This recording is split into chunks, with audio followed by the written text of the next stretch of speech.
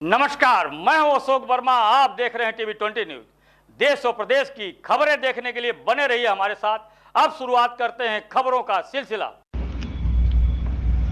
तो खबर आजमगढ़ से, जहां आजमगढ़ के अतरौलिया थाना क्षेत्र के सूखीपुर गांव निवासी अंतिमा पुत्री स्वर्गीय रामाश्रय गौड़, जो कि बीती रात अपने बिस्तर पर सोई हुई थी, तभी रात में उसे किसी जहरीले जंतु ने काट लिया। सुबह जब उसके शरीर एवं सीने में दर्द होने लगा तो उसने किसी जंतु के काटने की बात परिवार वालों को बताई। घटना की जानकारी होते ही परिवार वाले उसे लेकर बसखारी स्थित एक निजी चिकित्सालय गए। वहां से तबीयत बिगड़ने पर जिला चिकित्सालय अम्बेडकर नगर ले गए, लेकिन उसको बचाया नहीं जा सका और अकबरपुर में ही अंतिमा की मौत हो गई। वह बीए फाइनल ईयर की छात्रा थी। घटना की सूचना स्थानीय पुलिस को दी गई तो पुलिस ने शव का पंचनामा करवा करके शव को पोस्टमार्टम के लिए भेज दिया। मृतक 2 भाई एवं 3 बहन में चौथे नंबर पर थी। पिता की मृत्यु के कारण परिवार के भरण पोषण का कोई आधार नहीं है। अत्यंत गरीबी की स्थिति में परिवार जीवन जी रहा है। वहीं घटना के बाद परिजनों का रो रो कर बुरा हाल है। घटना की जानकारी होते ही ब्लॉक प्रमुख चंद्रशेखर यादव मौके पर पहुंचकर शोक संवेदना व्यक्त किए और हर संभव मदद का भरोसा दिया। वहीं परिजनों का आरोप है कि सांप काटने की जानकारी होते ही अतरौलिया स्थित एक नर्सिंग होम गए, जहां डॉक्टर द्वारा इलाज में लापरवाही तथा पैसों के मामले में काफी लापरवाही बरती गई। तब तक काफी विलम्ब हो चुका था, जिसकी वजह से बसखारी जाते समय दिव्या की मौत हो गई। इस संदर्भ में डॉक्टर विश्वकर्मा ने बताया है कि मेरे यहाँ मरीज लेकर परिजन रात में ही आए थे। मैं अपने कमरे में सो रहा था तो मुझे बुलाया गया। परिजनों द्वारा बताया गया कि इसको कुछ इंजेक्शन घर पर ही लगाया गया है, तो मैं मरीज की हालत नाजुक देख उसे अन्यत्र ले जाने की सलाह दिया, लेकिन परिजन जाने को तैयार नहीं हुए। बोले कि अभी भी रात है, लेकर कहाँ जाएंगे। मुझे सांप काटने की कोई जानकारी नहीं दी गई।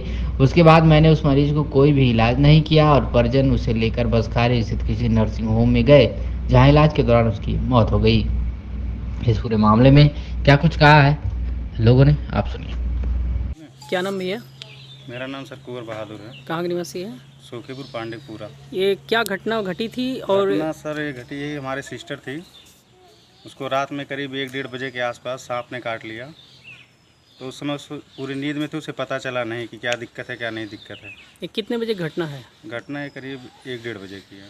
1:30 बजे। उपचार के लिए कहाँ ले गए थे आप? उपचार के लिए हम लोग ले गए थे अपने ही अतरौलिया में, डॉक्टर SR विश्वकर्मा करके हैं, उन्हीं के यहाँ। कितने बजे ले गए थे आप उनके यहाँ? हम लोग उनके यहाँ ले गए थे लगभग 3-3:15 बजे के आसपास। फिर उनके यहाँ इलाज करवाया तो उन्होंने क्या बोला? उनके यहाँ इलाज के दौरान हम लोगों ने बताया कि उनको ऐसी दिक्कत है, मतलब कुछ काटा है, इसको पता नहीं चला क्या काटा है।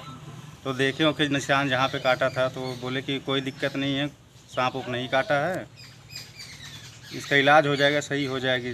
तो हम लोग बोले ठीक सर, जो आपसे हो पाए तो करिए। तो इलाज के दौरान उसकी हालत और गंभीर बनती चली गई।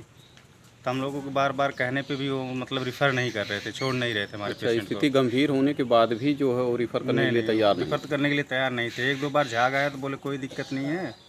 ऐसे होता है कि गैस वैस चढ़ जाती सीने पे, तो ऐसा होता है कि निकलता है झाग वो। अच्छा कई तो बार हम लोग बहुत ज़्यादा प्रेस करने के बाद, बहुत जोर ज़बरदस्ती करने के बाद 3:30-5:30 बजे के आसपास छोड़ दिए। तो कहाँ ले जा गए? रहे थे?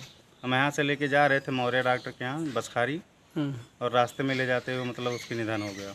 ठीक है कि रात में 18 तारीख को 19 तारीख के सुबह की टाइम लगभग 3:40-45 के बीच रहा, एक लड़की आई। तो वो एकदम लारबार स्थिति में थी, बिल्कुल उसकी कंडीशन जो थी बहुत हार्ड कंडीशन में थी। तो मुझे जो यहाँ पर रहता है एक चौकीदार टाइप का, इसने मुझको बुलाया, हाँ साहब कोई केस आया है, आप देख लीजिए। एक आध मरीज और हमारे यहाँ थे जो रुके थे, तो उनको मैंने समझा कि इनके देखने के चक्कर में बुलाया होगा।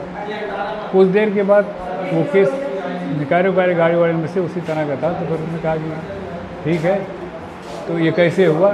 इन लोगों ने कहा साहब कुछ समझ में नहीं आ रहा कैसे होगा, ऐसे थी।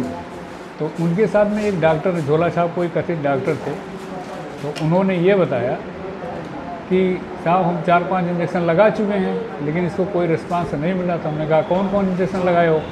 तो उसने बताया कि जो भी बताया हमें उतना याद तो नहीं है, लेकिन जो डाइक्लो, डाइजीपाम, क्या क्या फला ऐसे इंजेक्शन बताया। हमने कहा भैया जब सब तुम लगा चुके हो तो हम क्या लगाएं अब इसको? तो देख रहे हैं। तो कहे कि साहब देख लीजिए क्या हो सकता है। हम कहे देखो इस टाइम तो हमें इंजेक्शन कोई मिलेगा नहीं, लाइफ सेविंग है, सुबह हो सकता, सुबह दुकानें खुले तो मिलेगी। इसी आधार मैंने कहा एक काम ये करो कि इसको ले जाकर कहीं आप दिखा लीजिए। इन लोगों के स्टेटमेंट जो हमारे पास आ रहे हैं, जो मैं सुन रहा हूँ कि डॉक्टर साहब ने छोड़ा है, अरे किसी मरीज़ को हम क्यों नहीं छोड़ेंगे? अगर कोई ले जाना चाहेगा तो हम क्यों रोक के रखेंगे? किसी मैंने पहले बता दिया किसी कंडीशन आर्ड है, इन्होंने इंजेक्शन लाया, ये जाने क्या हुआ क्या नहीं, मैं नहीं बता सकता।